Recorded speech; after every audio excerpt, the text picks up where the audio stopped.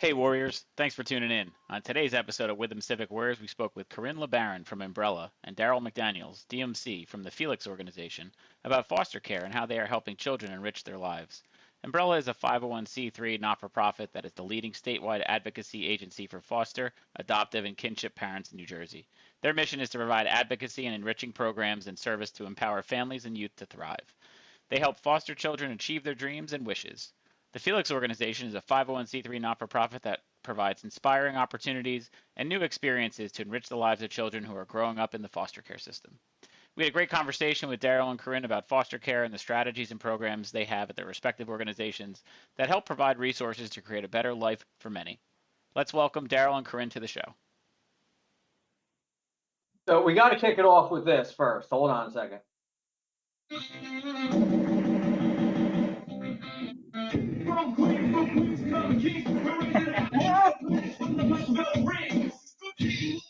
Yes. Yeah, we had to get something in there. So Right on. Thank you. Thank you. Love it, Mike.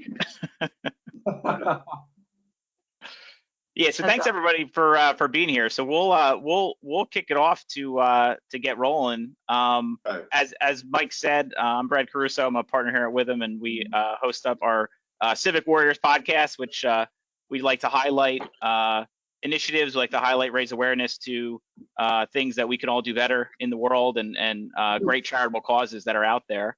I work predominantly in our nonprofit group with Mike, and Ashley's our guru of marketing who helps us make ourselves sound better than we actually are. So Ashley's on here and co-hosts the podcast with me.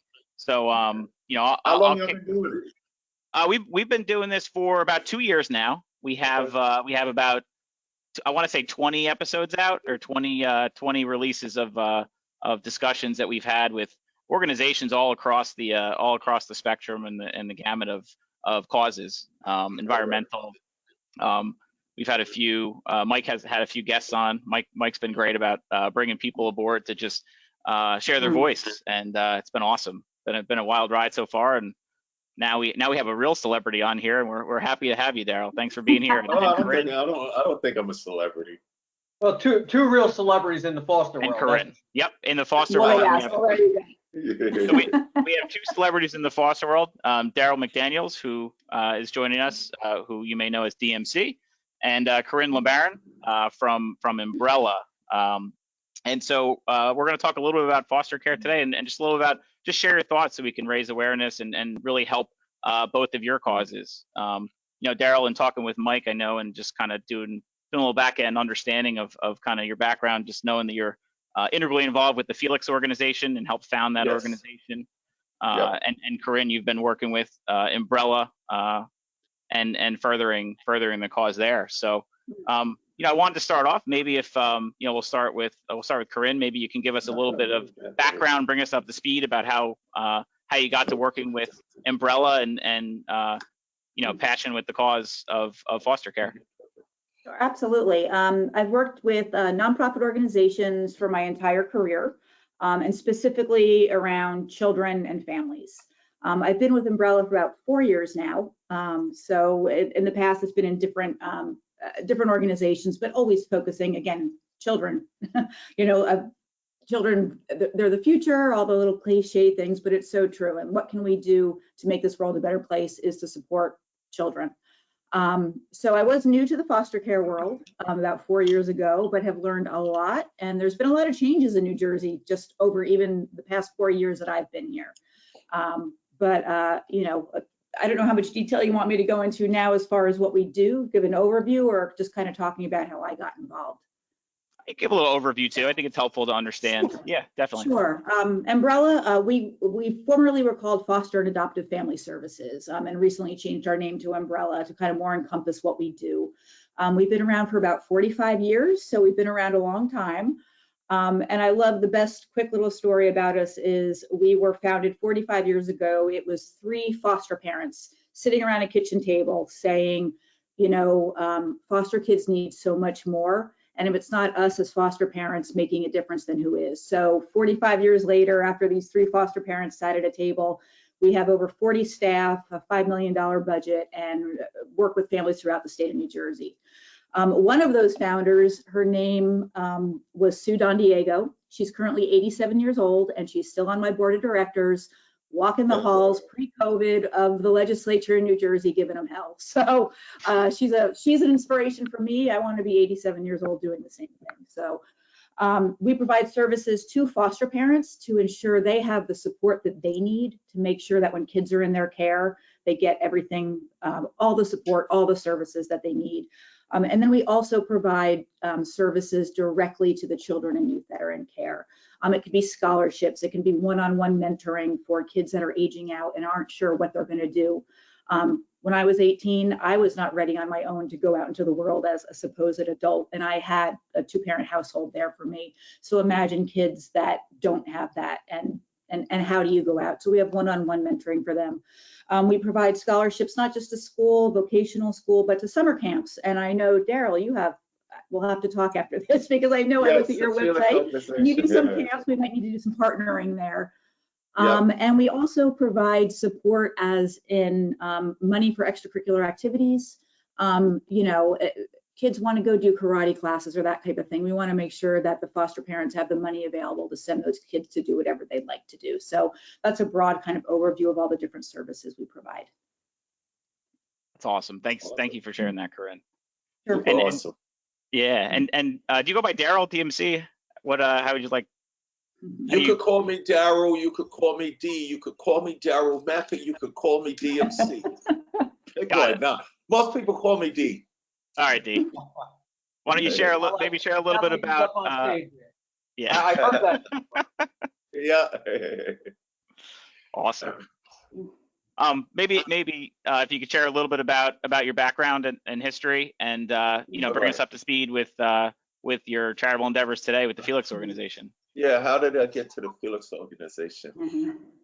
15 years ago, I woke up one day and I wanted to kill myself.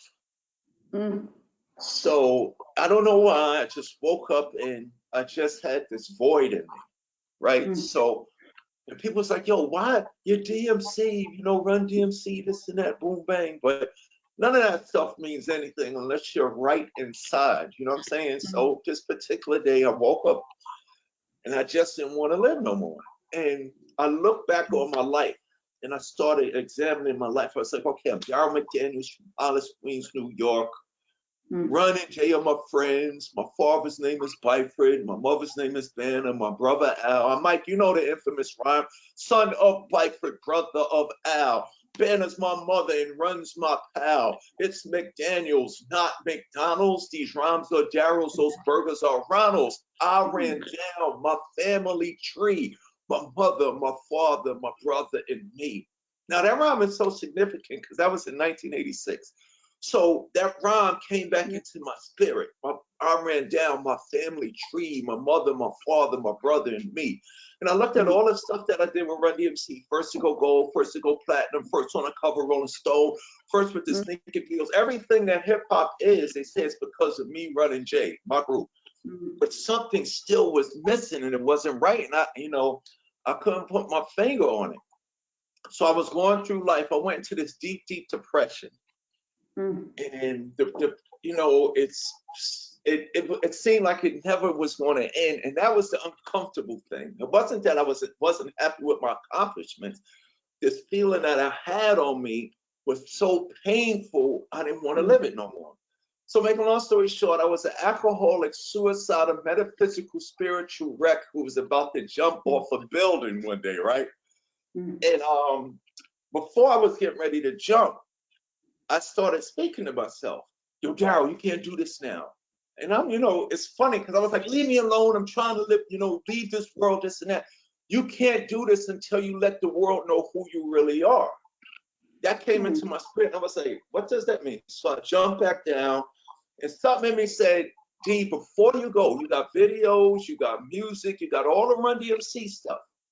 But you need to leave something so people can know who that little boy Daryl is. This DMC thing is not possible with the little boy Daryl. If Daryl didn't exist, none of that would have happened. So I'm like, okay, so long story short, I said, I'm going to write a book. And in the book, I want to say, yo, what's up, world? I'm DMC from the groundbreaking rap group Run DMC. You know me, first to go gold, first to go platinum. I grew up in Hollis, Queens, New York. Jay's my friend, Run's my friend, mother and father. And I was born May 31st, 1964. Now, when I got to that identifying piece about myself, I said, I need to know more. I mean, the readers of this book will need to know more. So just to make it more interesting for the readers, I called my mother up. I'm 35 years old. Hey, Mom, I'm writing this book. I need to know 3 things. What time I was born, what hospital, and how much did I weigh? So she told me those 3 things. I love you, son. I love you too, Mom. Hung up the phone. I'm putting the information together to give it to the guy that was going to help me write the book. An hour goes by. The phone rings. It's my mother and my father. We have something else to tell you, son. Okay, what is it? I thought it was going to be something trivial like, well, when you was born, there was a power outage in the hospital and we gave birth to you by candlelight. I thought it was going to be something like that. No, they was like, we need to tell you something. And I'm like, okay, what else? What is it? It was like, well, you was a month old when we brought you home and you're adopted, but we love you. Bye. Click. So at the age of 30, oh my gosh. yes. So at the age of 35, Hang up and run. That's it. You gotta go, son. I'm suicidal. So imagine getting hit with that information. Yeah. Like it was a crushing blow. So now I'm really gonna kill myself because now I'm not even my mother's and father's and this and that. And all of this stuff went through me. But then a peace came over me. And something said, you had the best mother and father ever.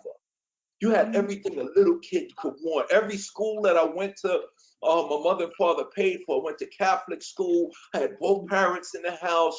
We had a fence around it. We had a dog. So I had the perfect life. So that was a revelation to me, saying, oh, there's something more bigger to this DMC thing. Everybody knows who DMC is, but it's this little boy, Daryl, that made all of this possible with the loving guidance and discipline and direction so this bigger thing started to open up to me. Although I was still dealing with the depression, but then it didn't end there. I found out that I was adopted at age 35. Then I found out I was a foster kid. Wow. So now it's even getting deeper. My whole career on every record is Hollis, Queens, New York. Christmas time in Hollis, Queens. My name's DMC from Hollis, Queens. Run DMC. My story didn't begin in Hollis, Queens. My story began somewhere else. So make a long story short, I'm dealing with all of these emotions. I'm going through this. I'm dealing with the depression. I'm dealing with the traumatic revelation, trying to understand this. So I go to Hollywood, and my manager and my publicist was trying to keep me busy. Keep his ass busy so he don't kill himself. Basically what they're trying to do. So they sent me to LA to audition for a movie role. And I'm sitting in a meeting with the agent, and my manager, he's doing the business or whatever. I'm over here like this. Because why? I just found out that I'm adopted and I'm a foster kid. None of this Hollywood stuff means anything. I don't care about rapping no more. I don't care about money. I'm trying to figure out, I know what those words, adopted, foster kid. So in my mind, I'm one of them. That's me. But make a long story short, so I'm sitting there in another world, and the agent turns to me and he says, Daryl, I always see Run. I always see Russell. I always see Diggy and Run's house family, and I always see Kimora.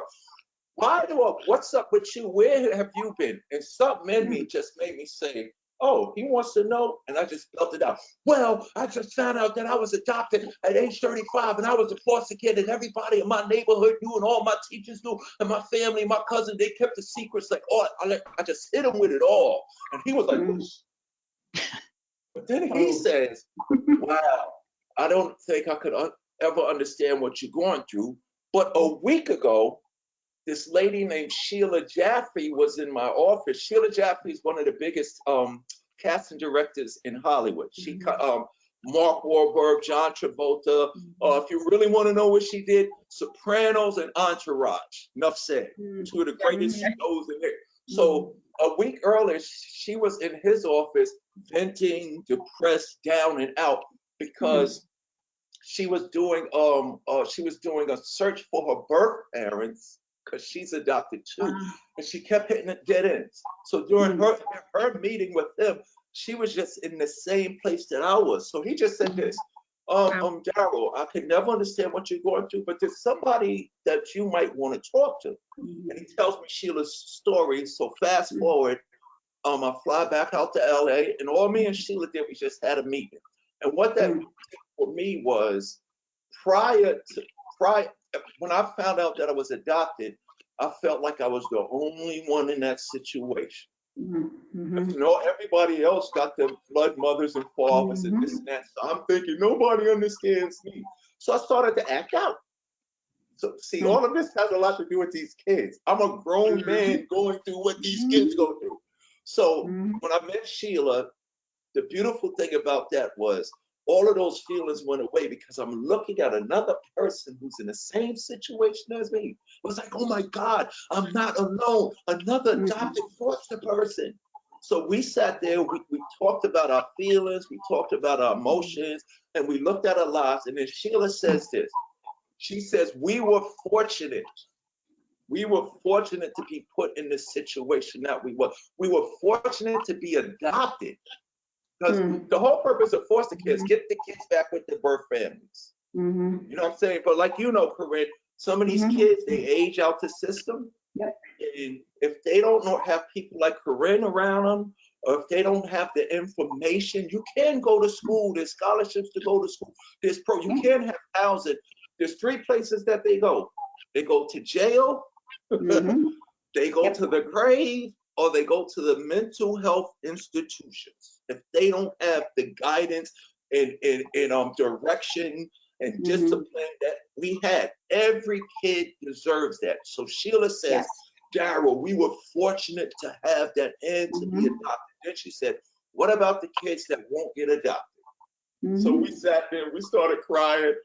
So then Sheila goes, I know what we're going to do. We're going to build facilities in every state in America that's going to cater and give life skills, education, emotional, physical, and spiritual support to all of these kids in foster care because they are the next great me and yous. All of those kids have a purpose and destiny that they cannot possibly comprehend. And even though they didn't come out of, they're not our blood children, it's our responsibility to make sure they get where they're supposed to go. There's people outside of their families that must allow, that helps them fulfill their destiny. So me and Sheila looked at us. If it wasn't for my mother and father, my mother and father said I was born in Brooklyn. No, I was born in Harlem. My mother and father got me from Harlem, moved me to Hollis, Queens, gave me love, gave me discipline, gave me direction. If that didn't happen, I would have never met Bren and Jay. Sheila says, if what happened to you didn't happen, there would be no hip hop. Right. So me and Sheila's thing was a purpose and test. Yeah, it's a crazy story. So real quickly, we said we're going to build facilities in every state in the United States of America so these foster kids can have everything that we were fortunate to have. So then we call up our friends. You got to understand. And the purpose of what I'm trying to say is when the so-called leaders of our communities or the politicians, we cannot just give out turkeys on Thanksgiving.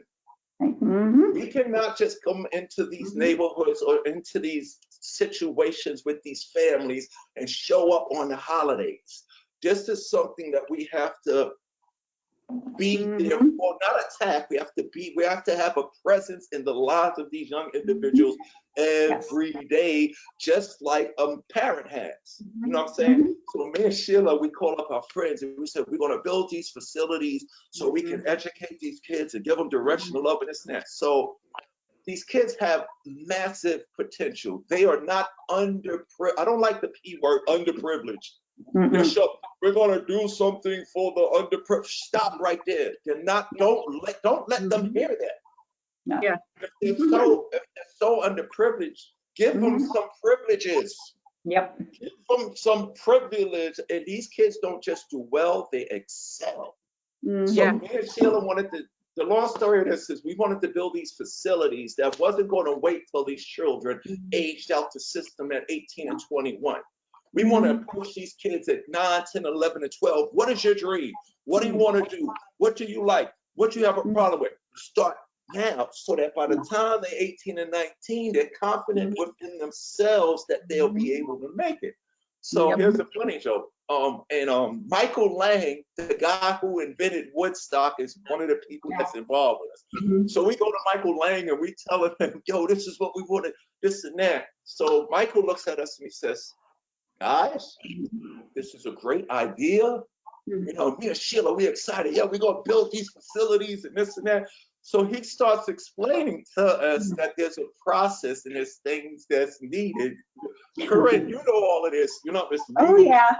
The bureaucracy and all of that. Yep. and all of this. So me and Sheila, we didn't think about all of it. He's like, we'll wake up tomorrow and do this. So he says, guys, great idea. And he basically went like this, Brad and Ashley and Mike. They said, it's a great idea, but you need to start a little smaller. So me and Sheila, we're going to go dismiss. So Mike and them suggested, the people we went to suggested, let's just start with a sleepaway camp. For a couple of weeks, we can bring these foster kids into the sleepaway camp, and for the ones that never had access to nature and never left the block and never seen squirrels and rabbits and lakes and stuff like that, that's a good opportunity to give them, you know, because camp, you know, if you ever went to sleepaway camp, if you know, forget the experience. Now, like I went to sleepaway camp. When you first go, you hate it. Mommy, why I gotta go? I don't want to go here. But when the parents come back to get you, you cry because I don't want to leave camp. It just gives you an experience. But the reason why Michael and them said do a sleepaway camp, first of all, it puts all the foster kids who are foster kids thinking they the only ones going through those horrible, tremendous, traumatic situations, that they're not alone. But while they're there, we could ask them, what do you want to be? I want to dance. Okay, you're going to get dance lessons the whole week that you're there. What do you want to do? I want to be a DJ. Okay, we're going to give you a DJ lessons the whole week. What do you want? I want to act. We bring in actors. We bring in people to teach acting and drama.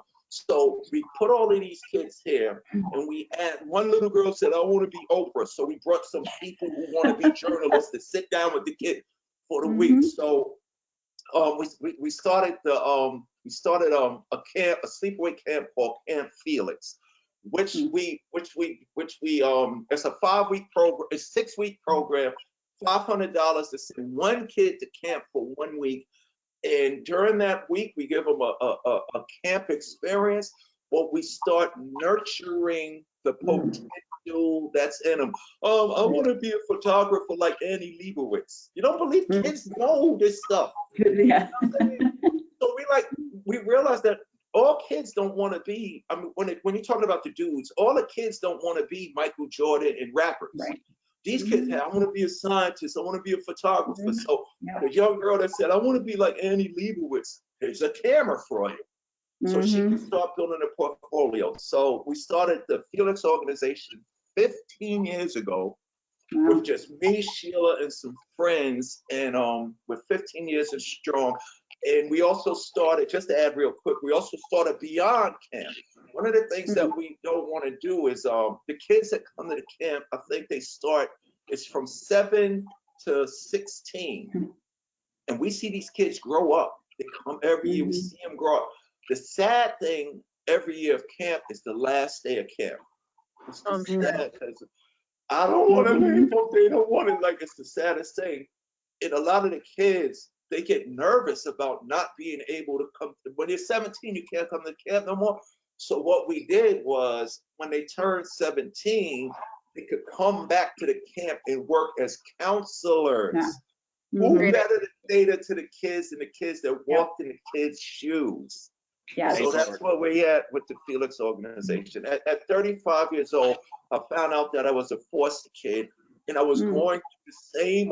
See, I didn't get to go through those emotions when I was little because I had a good family support system around me. I didn't have a chance to deal with those issues. So when I got 35 years old and, you know, we get ready to go on tour, something inside my spirit said, nah. Before you start this journey of your life, you got to be right. You know, mental health is a big issue too, you know, with all of this. So I was able to do something that my mother and father did for me. And then also I was able to, you know, the other thing that I did too, I went to therapy. As a grown man, I went to therapy.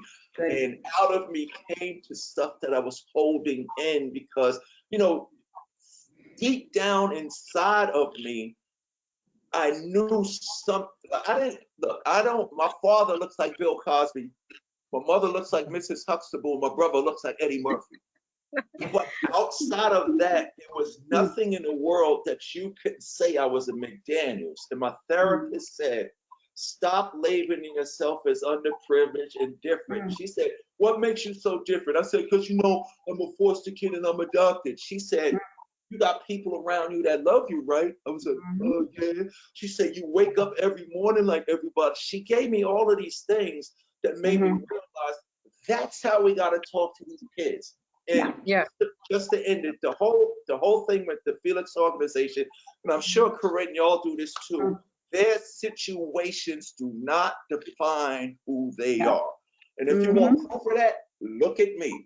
A foster kid who fortunately was adopted was able to become DMC. A former adopted foster kid, Sheila Jaffe, a little girl from the Bronx, was able to become one of the greatest casting directors in Hollywood. So we out here working to change the world with these children. So Ashley and Brad, actually, if you don't mind, that reminds me of a question I have for you guys, and I think it's a good segue, really. I mean, it was unbelievable background for both of you, really. But I'm always curious, you know, how these organizations get their names. Like Corinne, you guys were foster and adoptive family service, and you changed your name to Embrella. So I'm just curious how you know, how'd you choose the name? How that Embrella? happened. And B, Right. where did the Felix organization come from? Right. Well, foster and adoptive family services, again, it's a very It tells you what you do, basically. It does tell you what you do, but it's very generic, and we do contract with the state of New Jersey, Department of Children and Family, used to be DIFAS, is now CPNP. But we are a separate nonprofit organization, and for good or bad, people have viewpoints of the state and the work they do. And we would, when families or kids would reach out to us, some of the trust was lacking because they thought we were the state. So we really wanted to differentiate ourselves. And yes, we work with the state, but we're that liaison between. So we wanted something more creative. And Embrella came from we are the umbrella organization over all these different things that happen within foster care. And our tagline is embracing and empowering families. We're there to support them, but we're also so much of what you just said, empowering them to get beyond, again, what they went through. And I just kept nodding my head and smiling when you were talking, because so much of what you said, Daryl, is so much of what is the good part of foster care and what we need to focus on there, because for so long, and when I said there's been a lot of changes over the past 4 years, and I'll let him talk about, because I'm curious where Felix came from too, but just a couple different things that you said when you talked about, and I'm sure you've known this now, but with all the kids we work with, it's trauma. They've gone through trauma regardless of what it is. And when you had said, even before you knew that you had been adopted or in foster care, you felt there was something wrong. Your body holds that trauma, even if you don't know. And even if you were a baby taken away, it's there. And until it's going to keep coming up until you figure out how to deal with it. And that's what a lot of these kids are dealing with. I also love the language piece. Language is so important. I mean, again, you go to, when we work with the state, well, the placement, it's not a placement, it's a child. It's the language that has to change of how it's not a placement, it's a child. Or like you said, these kids aren't underprivileged, or they aren't damaged, or whatever it is. And it's they take it in themselves, and that's what the community looks at them as well. And the last piece, and you're obviously living this, is, again, we call it people with lived experience. again, yes, I can run an organization. I know how to do those business pieces and all that headache stuff that you talked about, but Right. I was not in foster care. So when we look to put in a new program or we look to make changes, we have a group of either foster families or children that are in care or were in care to say, does this Right. make sense? What do you need? What is really going to be helpful? Because they know better, you know better than any of us what is truly needed and what's going to work. It's not, and again, they all have their places, social workers, therapists, all those 100%. people, no question. But you need to go to those with lived experience and say, what worked for you? What didn't work? How can we serve you instead of telling them that we know better? So just so much you said was great. Exactly. And the Felix thing is really funny. Corinne again, we got so much in common. And we knew this. Everybody out there working with these foster care agencies and these kids, it's a lot of us, and everybody's working for the same goal. The powerful thing is when we start coming together, because then we realize we done walked in the same streets, same places, dealt with the same kids and families. But ours came about for me and Sheila. We like to simplify things. Like, we hired great people such as yourself to run it. Like, well, in order for us to do it to camp, we had to partner with the New York Foundling, because we don't know where to get the kids. You know, me and Sheila just really thought we could go get foster kids and do it ourselves, but there's rules and regulations. But so me and Sheila, we wanted to and I guess they have to like to do, like you said, Corinne, the name Embrella, you're protecting people from the storm. You know what I'm saying? Yes. People you need to, in these situations, the kids, the families, and everybody involved need to be able to relate to what's going on with these kids, even though we have never walked in their shoes. Like, my story is a safe one. I was a month old. My mother and father brought me home. I was adopted officially when I was 5 years old. So I didn't live the life the majority of these kids go through. But they could just relate to me because I could say, yeah, I was once a foster kid. So what we like to do is we like to simplify what we're attempting to do in a way that everybody can understand it. So the name Felix came up from this. We said, how will we describe what we are doing? So Sheila, she's brilliant too. She says, well, we're going to make our mascot for the Felix organization a dog that was adopted by a cat family as a puppy. So you go, what do you mean? So what happened was we came up with this idea. This dog gets adopted by a cat family, and he comes up with the family. They show him love and everything like that. But then it gets to a point as he's getting older, he starts noticing he's different. He don't do the things that cats do. He don't mess with Jan. He don't like milk. You know what I'm saying? They go meow and he starts barking. You know what I'm saying? And the thing that broke the ice was, if a cat family is going to name a dog, they're not going to get, because they don't live the dog life, they're not going to name him Fido or Rover. So when this cat family brings the dog, they name him Felix after Felix the cat, because Felix the cat is famous. So when Sheila came up with that, so we said, okay, we're gonna name it. It's gonna be Camp Felix. And then it wasn't a little while later that one of the social workers up at the New York Foundling, she said, how could things fall into place so beautifully? Like everything that we did was just falling into place. You know, even throughout all of my story, Sheila's story, the people with us, even a kid's story. But she said, Felix means happy. Feliz Navidad. It's a play on that. We didn't know that. So we're just trying to bring happiness to these kids in this situation. The kids, and another thing is the kids and the family. One thing at Felix we do is we don't just nurture the kids. We nurture the family. It don't make sense to fix the kid and you don't fix what's going on in the family. So we try to involve the families. But Felix came about because we had to give an example of what we're doing. So Felix is the name of a dog that was adopted by a cat family, or fostered by a cat family. Well, since you're talking about the animals, Corinne, why don't you tell us? I was just going to say that. Funny, because our logo and our mascot is an otter. people are always like, why an otter? But if you look up otters, otters are known in the animal kingdom for taking in baby otters that have been abandoned or their parents have died. And again, it's what kids, a cute otter. We have stuffed otters. I think Mike has one actually. So yeah, but it all comes back to the cute animal logo. Exactly. Mhm. It's coming up with a way to relate as well as to provide, what you're about, and using, using that, I think drives the point home in a subtle way. So I think that's And one of the things that I get, and I guess Embrella knows this too. What we try to do is we try to remove I got a rhyme. I'm one of the greatest rappers ever. So if you remove guilt and shame, you remove the pain. You know what I'm saying? We don't want these people to be ashamed of their situations. We don't want them to feel guilty about what they've been through. That's why it's good to do it in a community setting. A lot of times at the camp, these kids help me more than I help them.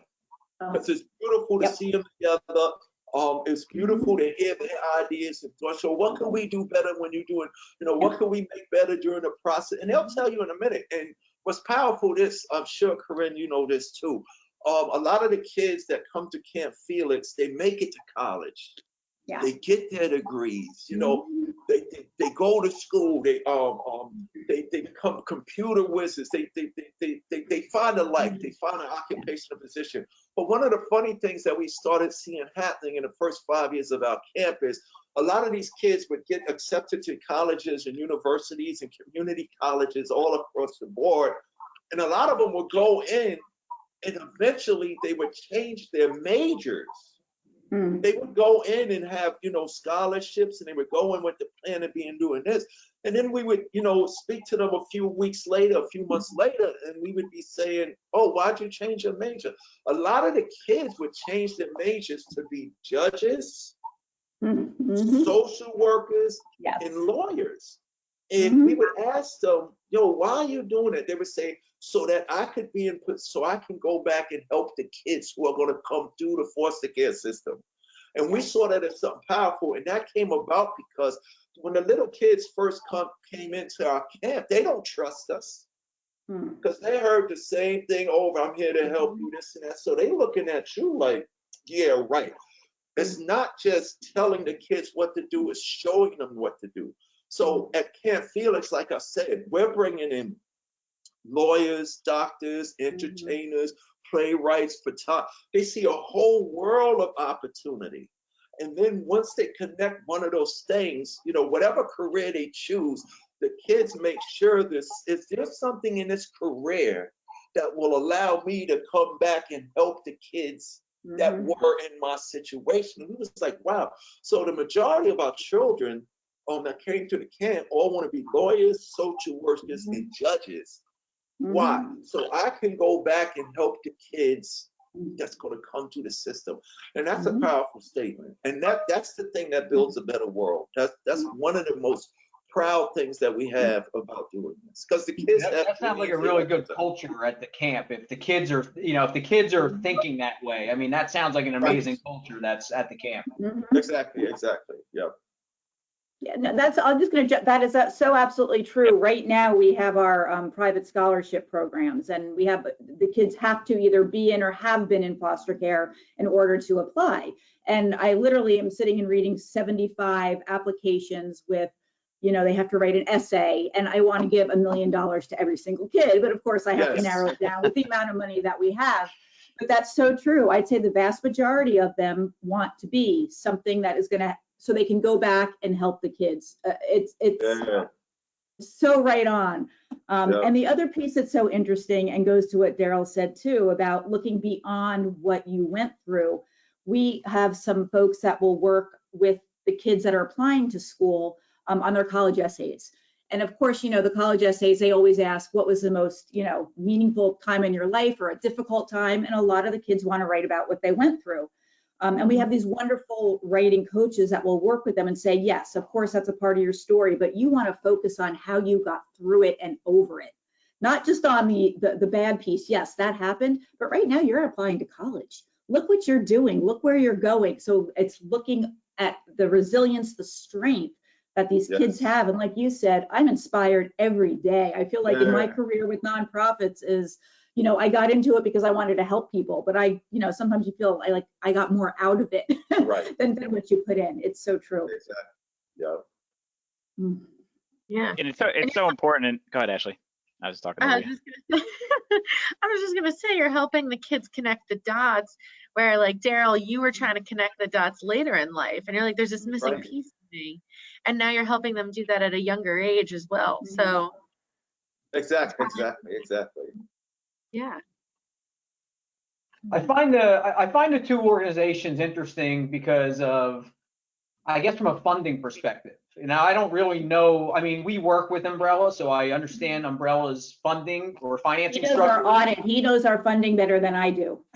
Yeah, so, you know, so your funding coming from the state of New Jersey and how dependent you are on government in order to run your programs, you know, and run them in a way that, you know, the state can't run them, quite frankly. Right. Comparative to the Felix organization, which I don't really know much about, you know, the financing structure, but I wonder, I mean, I assume that it's probably mostly private donations, but I just wonder, Daryl, how, you know, being basically, you know, the pioneer of hip hop, you know, how that helps you, obviously, or helps you as a board member, or you as a founder, you know, generate funds for the organization. So it's amazing how different the two of you go about the way you provide, you know, the way you finance what you do. Yeah, I mean, we basically got to raise everything ourselves. We just recently got into getting grant writers and applying for. I mean, there's foundations and organizations that award that look at every year. They look. We're going to give a bunch of money to 20 organizations doing stuff.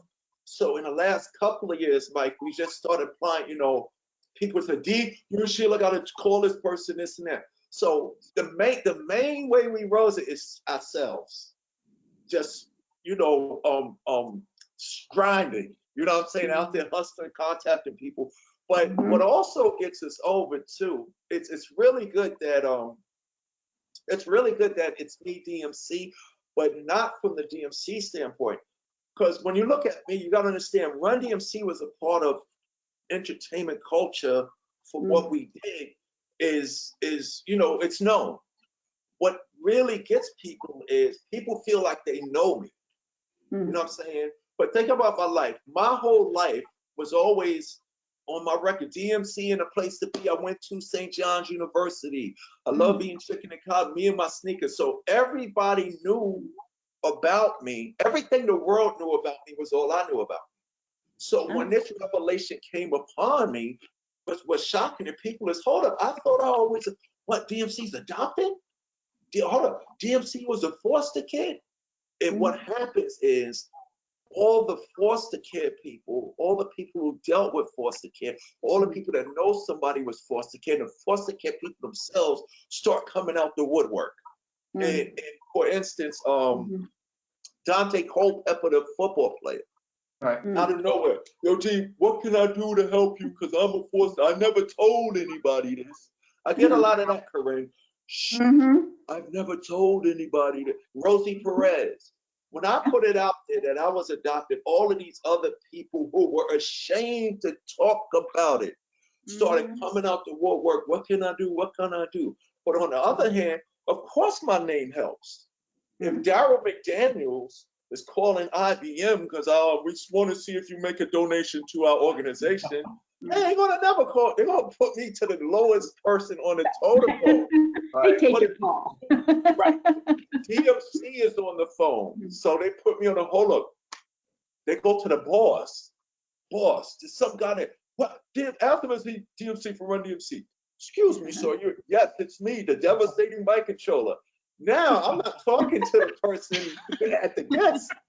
I'm talking to the boss. You know what I'm saying? So that helps a lot. That doesn't work for me. I'm on the board of the Joseph H. First Youth Center, and I called up Adidas once, Daryl, and they were like, "Who?" So I got nothing from Adidas. The next time you call them, say, "Yo, DMC is going to call with me." But that helps a lot. And another cool thing is, we don't do stuff in the Hollywood way. Like every year we do Hill Country Barbecue in New York City.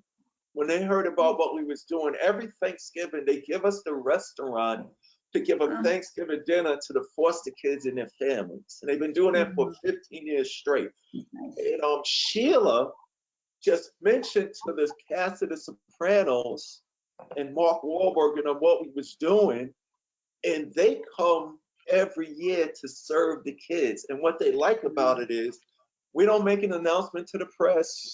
We don't have a red carpet. There's no paparazzi. You know, imagine a little kid sitting there talking with the guys from the Sopranos and from Entourage. But they're not looking at these guys like they're not looking at the so-called celebrities around us as celebrities that are above them. They're looking at these people as one of them with the possibilities of what they could be. So, for us, the most work that we do is the majority of our funds is just by help, donate, you know, we do 2 or 3 events a year and stuff like that. But I think our grassroots approach of saying our relationships to these kids have nothing to do with flesh and blood. These are your kids just as much as your own sons and daughters. And the other thing is this too, Mike. I forgot to tell you this, Corinne. The people that help support Felix, their children wants to get involved so they can do something for the foster kids. And I'm talking about they come up with, we now have a board of kids, foster kids and normal kids. So we can say, yo, we don't none of it, but we ain't kids no more. What do y'all think we should be doing?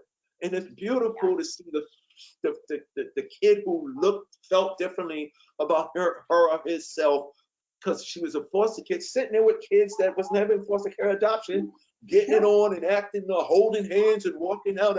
I'll call you tomorrow. I'll see you later. So powerful. So powerful. That's great. Wow.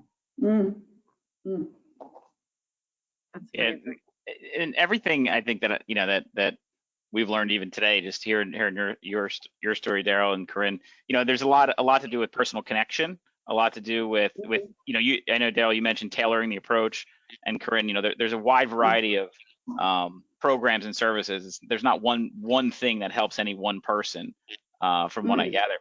I guess, you know, the world's changed a little bit, but Corinne, from your perspective and just you know, how you create that personal connection today and how you continue to do that, you know, what have you learned in the last year, I guess, and how you've kind of modified your approach, and or, you know, what should we all be thinking about? You know, because obviously mental health and depression affects many people, and, you know, being isolated is not easy. You know, how do you help in that scenario, or how do you continue to make connections, you know, in this environment we're in? Yeah, this past year's been tough, you know, no doubt about it. You know, I'm so proud of the staff at Embrella, because we were able very quickly, we didn't miss a beat, we're able to move everything virtual. It is definitely not the same and not as good as being, like you said, being in person, but at least we were still able to be there. And just, you know, think about our lives. You know, our lives were turned upside down by COVID, whether you have kids or you're all of a sudden working from home, you can't go out, you're worried about this or that. Imagine kids that are in foster care. Their world has already been turned upside down before COVID. They were removed from everything they knew, put in with strangers. Even if they're lovely, it's still strangers. And then on top of that, a pandemic hits, maybe they can't have visitation with their biological families, and there's just even more. So it's even harder for this group. So we've been doing as much as we can in providing that support again to foster parents that have the kids there, figuring out how they can help them. Kids in that age, that late teens to early 20, that aging out age that we say, you know, maybe we had them on scholarship in college, but the college is closed down. So now they have nowhere to live. Their meal plan is closed because the cafeteria is closed. So it's back to basic needs again. We have to find them a place to live. How are they going to get their next meal? Where, besides all this danger of the pandemic, I will give the state of New Jersey a lot of credit. They really came through during this past year as far as funding goes. We got a lot of additional funding. And instead of saying, all right, you have to prove that you had this, or where's the paperwork, or you have to use it for this, it was, here's this money, it's going directly into your bank account, you use it however you need to. And I think that was really appreciated because, you know, when you talk about the bureaucracy of things, and I understand why there is a need for a certain amount of it, oftentimes it's more of a hassle and more work to do the paperwork to get $100. And this was a lot more, but so yeah, so we were able to financially help. We were able to, again, the staff working from home as, again, putting in more and more hours, calling every single youth on our list to make sure they had what they need, calling them 20 times, email, texting, again, depending on how they're going to reach out, Facebooking them, whatever it took to get in touch with them and making sure they had what they need. So yeah, this year has been tough. We have been able to do all we can, but we're definitely looking forward, and I'm sure, as everybody is, to a time when we can be more one-on-one with them, because that personal connection means so much. But of course, Zoom, you know, all those different things, social media, thank goodness for that. So at least you can have that face-to-face meetings with people, but it has been a tough year. Yeah, and just to add to that real quick, 100% right. The virtual thing helped out. It's not the same, but it definitely helped out. For us with our fundraising, we did a couple of live virtual concerts. I mean, it's not as elaborate as going to the venue and, you know, doing a fundraiser there, but people, since we were isolated, you couldn't move around. People was looking forward to do stuff. So we did everything from me rapping to Broadway, people from Broadway coming on performing and stuff like that. So the virtual allowed us to have contact, but it's something very special that Corinne said, communication is the key. Staying in touch with them by phone calls and checking up. A lot of people get very, very nervous when it comes to something like foster care, which is a huge responsibility. You got to be willing to sacrifice. You got to, you know, you're taking these kids in, you become part of their situations. And a lot of times, what allowed us to get through this pandemic, because it was just unexpected. You know, we don't have to, you know, we're not this big network organization that, you know, everything is at the beck and the call. But one of the things that we tell people that makes it easier to want to support, want to be hands-on, or want to just be affiliated or part of what it means to deal with these foster care kids. Mentorship is huge. And what we learned from being mentorship is the thing that got us. I mean, we had as much anxiety as the kids, and the kids are the ones going through it. So we scared that we don't want to fail them. But mentorship came in when we first started the Felix organization to get people to support and help out. We said, okay, you don't have to jump on the bandwagon and be in foster care. Why don't you just be a mentor? And a mentor just means find a kid, a boy or girl, and, you know, once a week, take the kid for a walk. Take them to a movie, you know, when things was open. Take them to a play. Take them to the opera, whatever. But few times during the week, have communication with the kid. What changes a kid's life is hearing this 3 or 4 times a week. Hello, yo, what's up? I'm just calling to call. I'm just calling to check up on you. I'm rooting for you. I'm here for you. And telling the kid, anytime you need to talk to somebody, here's my number. You can call me. Oh, you should get it. So those little things that we did while we was able to be engaged with the kids came through now, because now we can only see each other on Zoom. And like you said, Corinne, it's not the same thing, but at least we see each other and get happy. But the other thing was calling the families, calling the mothers and fathers, calling the foster parents. Y'all all right? Communication is key in the survival of the children, and communication is key to help us, Corinne, and the social workers and the people, even the check writing people. We make sure the kids write notes back to the people that do give us the big donations and stuff like that. And it's just a beautiful thing to have communication with the kids. And the reason why that's important is we want the kids to open up if something crazy happens. Because this pandemic hit, and it's sad though, this pandemic hit and we lost 2 kids to suicide. Yeah. Yeah, and I mean, everybody was crushed. And one of the kids was a counselor at the camp last year. But while they was at the camp, they wasn't showing no signs of anything being wrong. The pandemic hit, and like Corinne said, now they're probably stuck in whatever situation that was, whether it was family, whether it was peers, whether it was somebody in the streets, they were stuck in that situation. And we tried to have as much contact with them. So now we're trying to even build up our communication more to where we try to make sure that the adults, when we're around these kids, we want the kids to hear the other adults talking about the difficulties that they have as adults. Because I told the kids, I said, rules, regulations, and following orders. And, when the bell rings, get online, put your hand up. I said, the responsibility that y'all go through as young people does not end when you get out of high school. I said, you can ask any adult in here, it gets worse. So we're trying to get the kids to understand that they have the abilities to handle what they go through now, and they show that as little kids. But we wish that I forgot the kid's name, would have opened up and said, I'm going through this right now. And a lot of times the kids don't. Once you get comfortable with a kid and everything's going right, a lot of times the kids don't want to bring you that blockbuster issue because they don't want to upset you and bother you.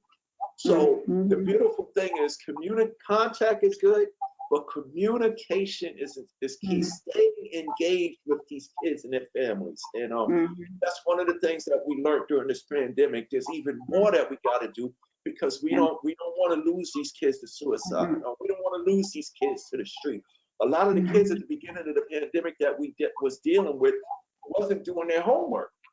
It wasn't doing their studies because now they have the computer. They ain't going to sit at the computer and do their work. They're going to go play the video game. They're going to go look at Instagram and all of that stuff like that. So every time that we would have a Zoom gathering and stuff like that, we drove that theme home. Direction and discipline goes a long way with these kids. And we try to tell the kids, we're not telling you that you're doing anything wrong. Everybody's going to mess up here and there. We don't ever let the kids know. We tell the kids failure is good. Failure is a learning opportunity. The problem is when you keep doing it that way. So we realize that if we want to be able to talk to these kids as people and show them the examples that they won't, so that they won't be afraid to follow them. Yeah, I love that message. And what I hear a lot, and I think just in general, inspiring hope in individuals. I think the biggest thing that you find, or that I found, and just in my own personal life, is just you need to have something to have hope for. Or you need to have something that you can say, okay, it's not all going to be bad forever, or something's going to get better. And I think having that mentor, as you said, Daryl, just on having someone that just calls you, hey, how you doing? How's life going? What's it like? What's your day? What's your day like? Did your parents yell at you today? Good, they should. And just you put them in their place when they need to be in their place, but also at the same token, you relate to them and give them the, okay, it's fine. Just do better next time, or figure out what we can do. I love that message.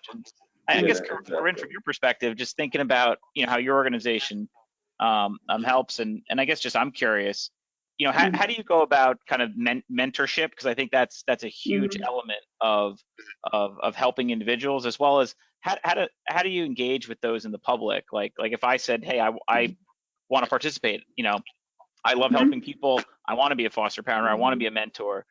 How do people get engaged, or how would they work with Embrella or just in general in the foster care system itself?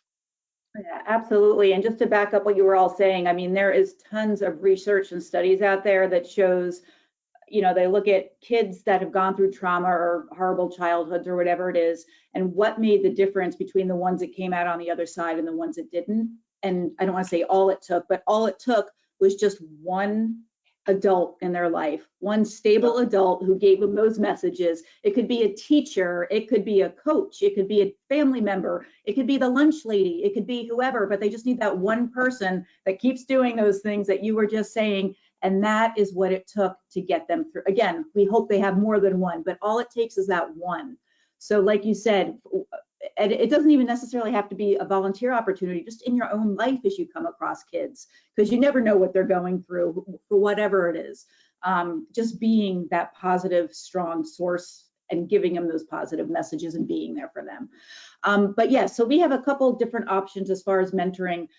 We do mentoring both for foster parents, because we talked about how important it is for them.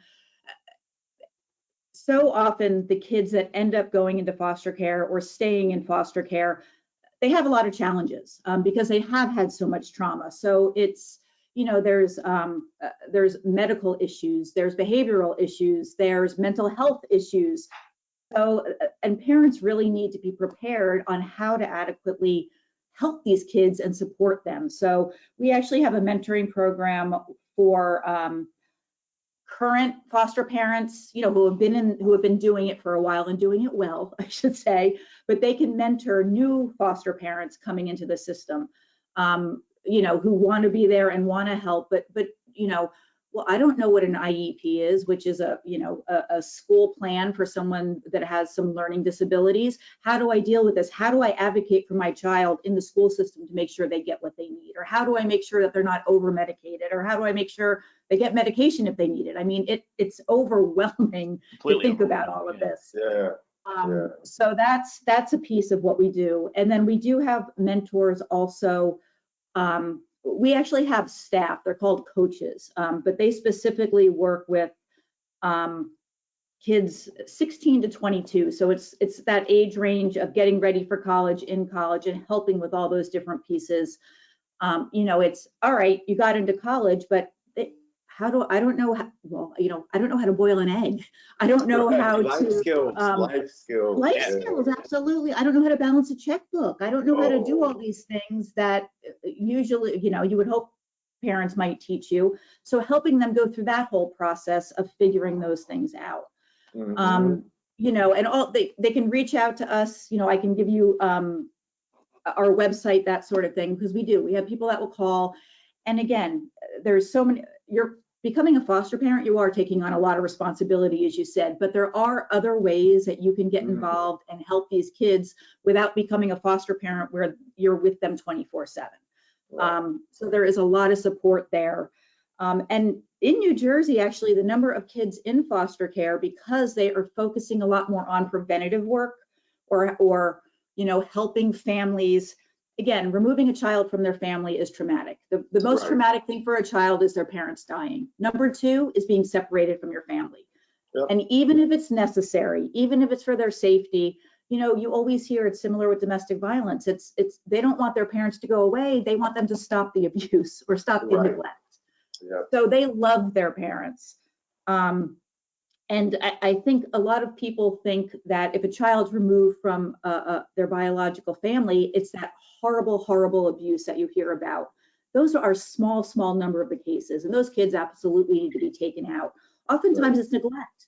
It's due to poverty. It's due to mental illness. It's due to drug and alcohol abuse by the parents. And do those parents, you know, and instead of traumatizing the children more or permanently, let's use the funds to help that family get whole so that those kids can stay there. But in those situations as well, you think of big brothers, big sisters. It sounds like you're doing similar work, Daryl, with having mentors for those kids that are dealing with a lot, but they can have that other stable adult. So there are so many different ways to get involved beyond being an actual foster parent. And just to add to that real quickly, with the Felix organization, we're fortunate over the last 15 years to just be in a vicinity or being able to connect or meet people like Corinne. What helps Felix a lot is, you know, for example, hearing what you're saying, Corinne, oh, I just learned a lot. So now I can go to Felix and say, yo, man, there's this lady named Corinne that's doing wonderful work. We get a lot of support from, you know, for example, the Fresh Air Fund, Big Brother, Big Sister, other organizations, you know, just people in the business of the, who else do we deal with? Fresh Air Fund, the New York City Department, the New York State, for example, who owns all the parks in Bear Mountain, heard about what we was doing and was called us up and say, hey, would you like to bring some kids to experience the park? So I think for the Felix organization, if there's a situation where we're starting to deal with kids aging out the system, we'll go directly to Embrella and say, yo, Embrella, we need help. We're not afraid to ask for help. I guess that's called networking. Or Exactly. one of the new things that just recently came up is the LGBTQ children in the foster care system. That's a whole nother level that we had no idea about. So 2 years ago, we do a smaller, it's a 2-week camp, and it's a 2-week camp just for the LGBT community people and stuff like that.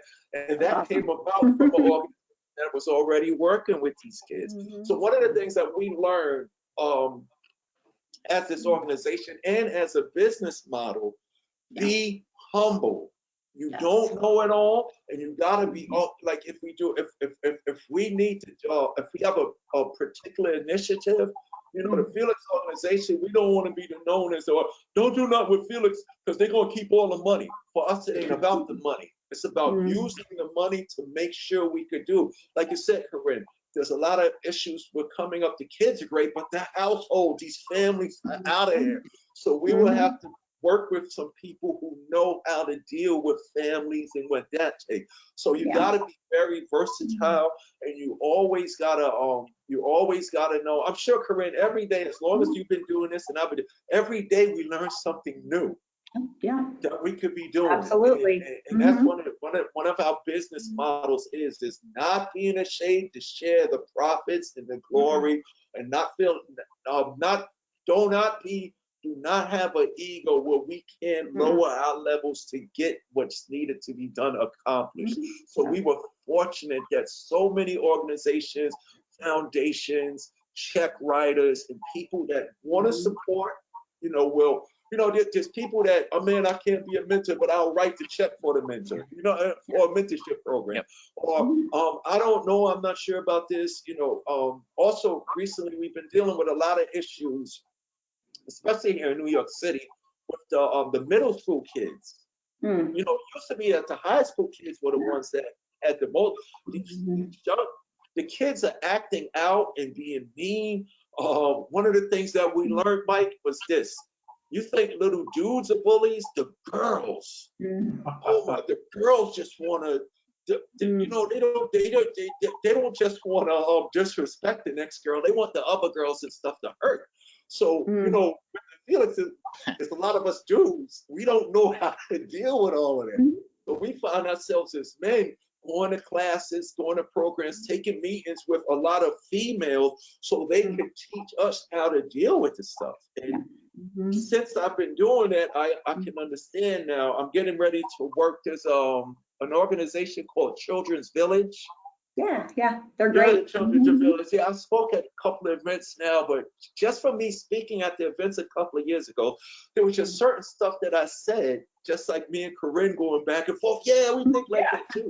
That I said this. So now they're starting a program to deal with the females in the foster care system, because they got gangs too, and they violent, they stabbing, and they fighting, they're ill, and they saying, well, most of the time when we speaking with these kids, if you do say Run DMC, if they don't know your music directly, their mothers, fathers, and here's the funny part, their grandmothers and grandfathers talk about y'all. So when you coming in there meeting, these kids, they want to be hip hop, so they think hip hop is all gangster and being ignorant and this and that. We say no, hip hop is going to college. Hip hop is not being in a gang. Hip hop is working out your differences without fighting and stabbing. So we're finding I guess the word is synergy.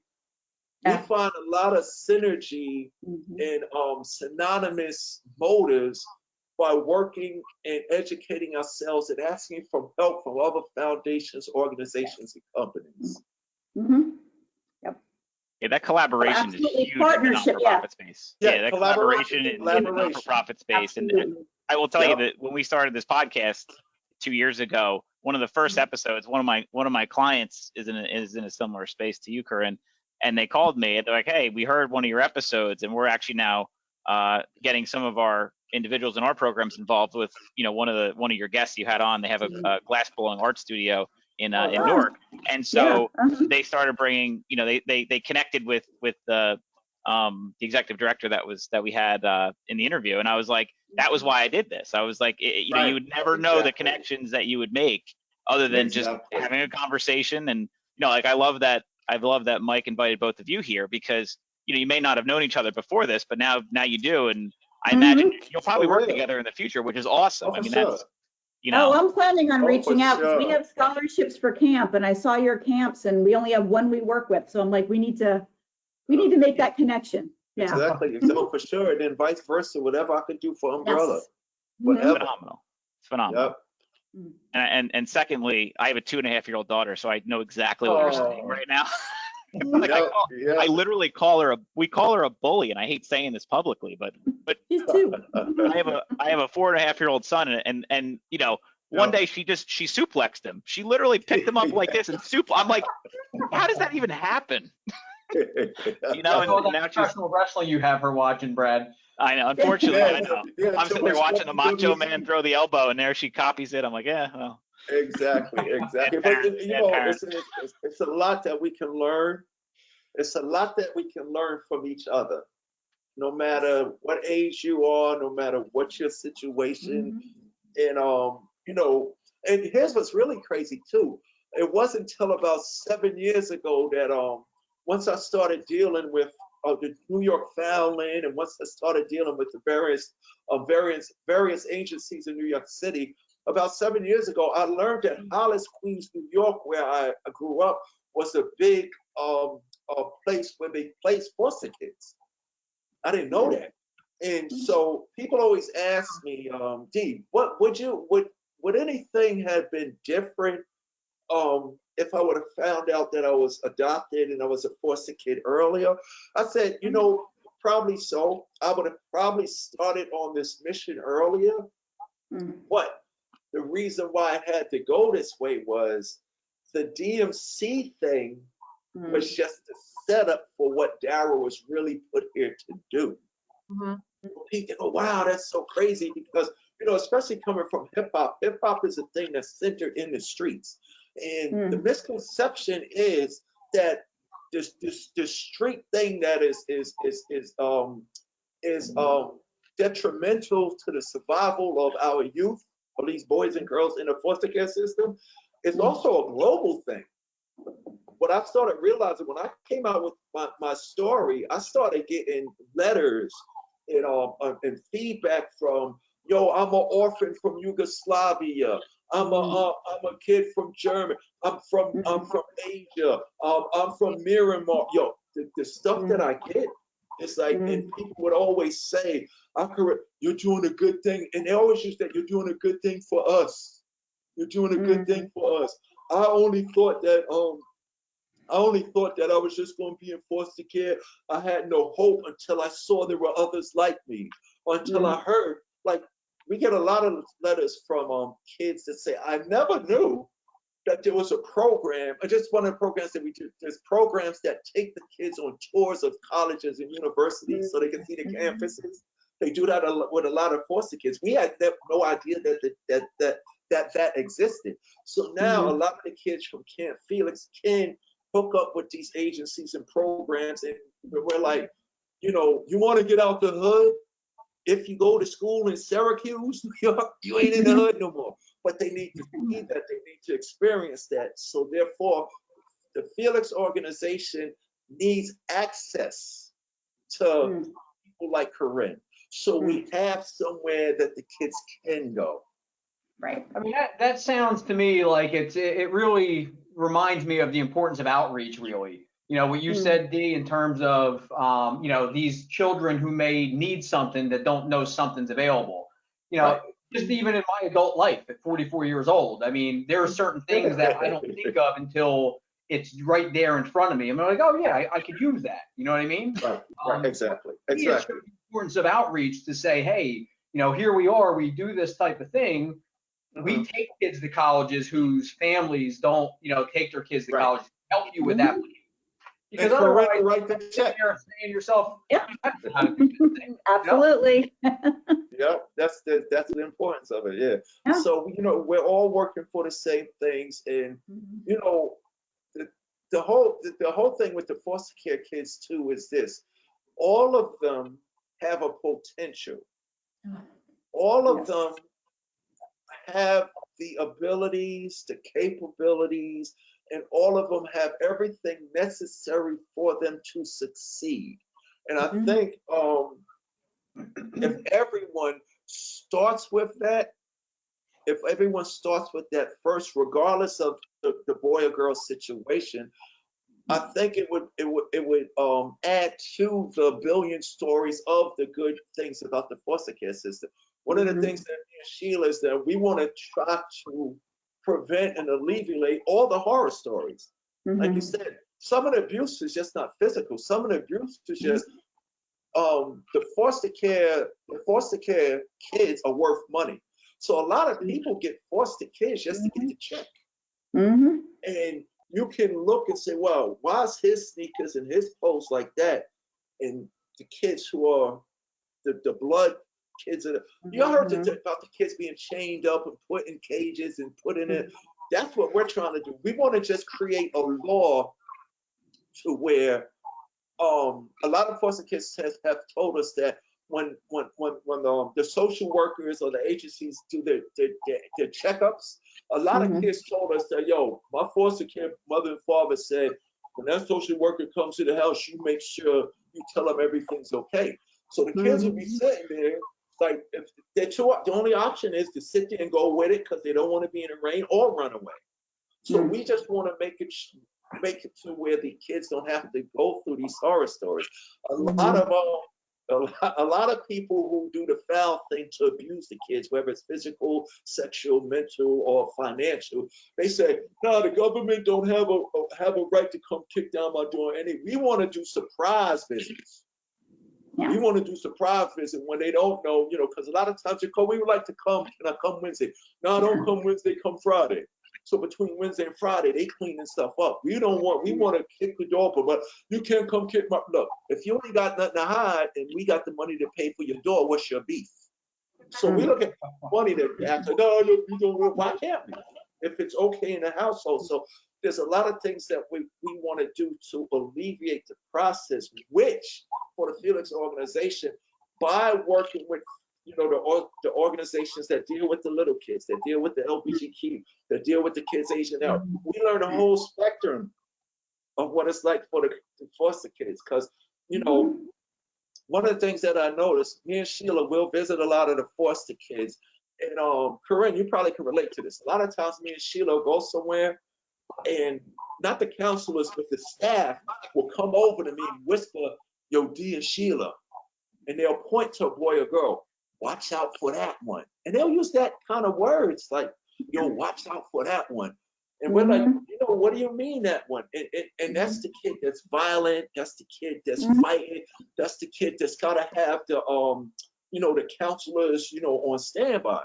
So every time we hear that, me and Sheila smile. That's the first person we want to talk to. And that's the kid who needs the most support.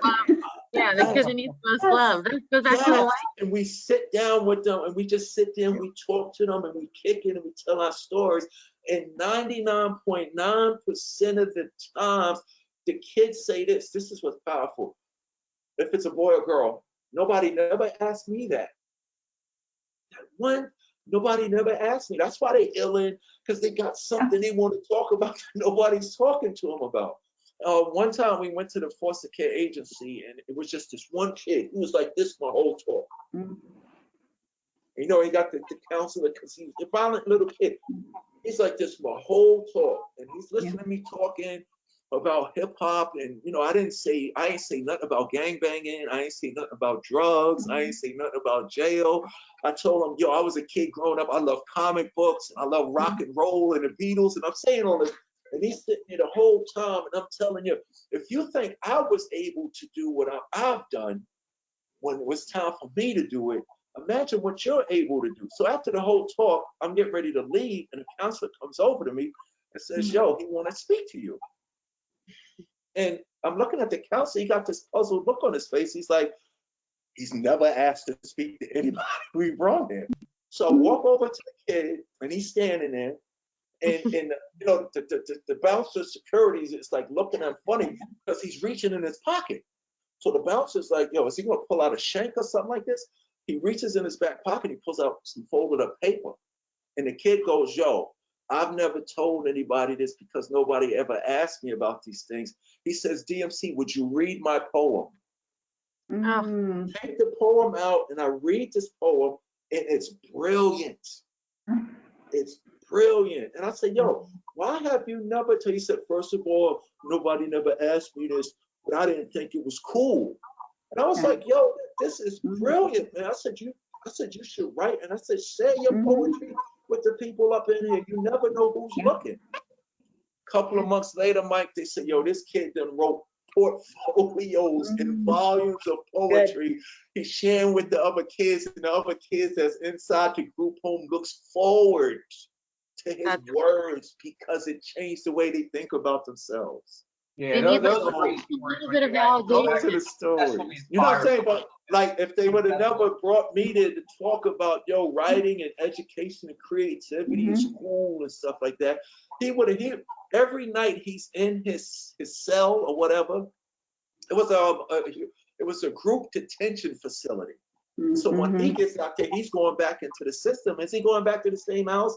He said, I got moved from 9 homes.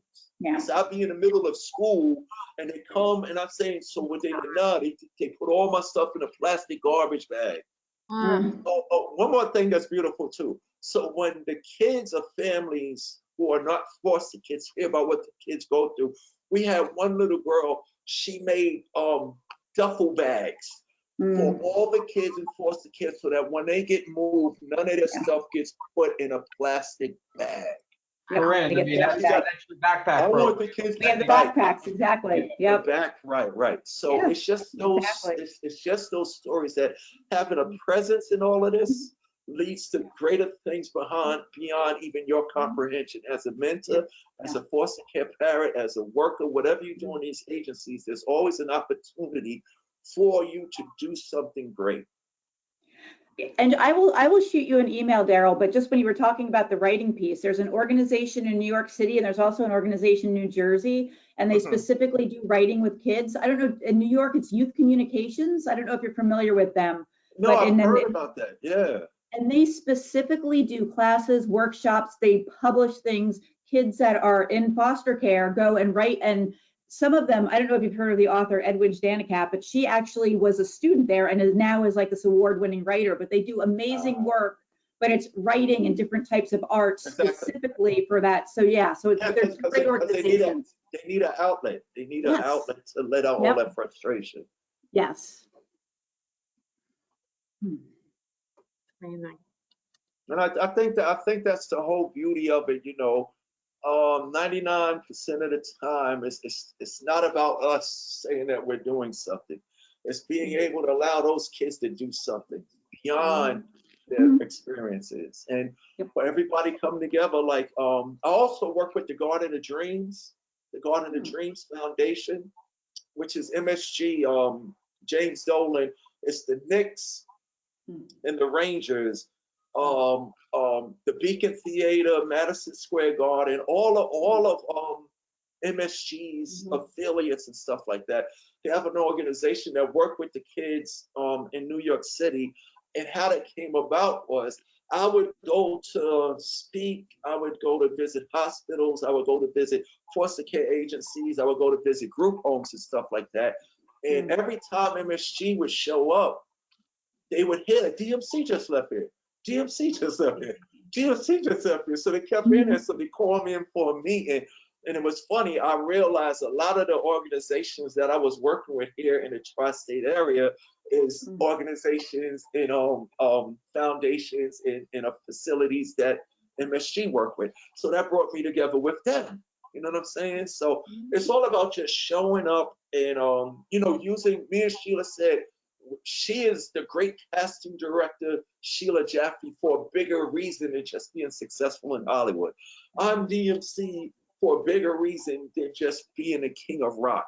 But all of us, I think what me and Sheila want to do is showing that all of you, no matter who you are, where you are, have an opportunity to change the kids' life. Because if we change the lives of these children, when we're long and gone, and these kids are in positions of power, when Mhm. these kids are the ones running everything and managing everything and running the government, they will know deep down in the heart what they will have to do. And I think Mhm. that's the beautiful thing. But when you deal with these kids now, they're the future. Like you started out, Corinne. Those Mhm. kids, these kids are the future, Mhm. regardless of their situation. Right. And if we show them that they are and can be, then 50 years from now, it's a better world. I can't thank you guys enough for coming on, Corinne, Daryl. Thank One thing I will say about Daryl is, I know Daryl from Gold's Gym. He's the nicest guy. If you guys don't know this now, he's the nicest guy at Gold's Gym. I mean, he's up there on the stepper. He can't even get a workout in because everybody's talking to him. He's waving to everybody. So being the king of rock, being a pioneer of hip hop has not stopped him from being, just a regular guy who uses the platform to help people. And Corinne, thank you too very much for coming on. And, I just thought it was a great opportunity to kind of, I know Brad's podcast and Ashley's podcast, they always go great. I've listened to them. I just thought it would be a great conversation to have two people within the same industry, with different backgrounds, kind of, talking their game and, talking about what's going on in that industry and, what you guys are doing to help the youth. And I think it's fantastic. I really, really appreciate the time you guys put in. Thank you, Mike. Thank you, Brad. Thank you, Essie. I got the honor. I hope to see you in person soon, Corinne. And right. have my email. Send me your contacts. I'll send you mine. And Yeah, we'll do. let's do what we can do together. Absolutely. And we can do more together. That's what, Yes. Yep. For real. Hey, Warriors. Thanks for tuning in. Make sure to subscribe to Civic Warriors, and thanks for all your support. Have a great day.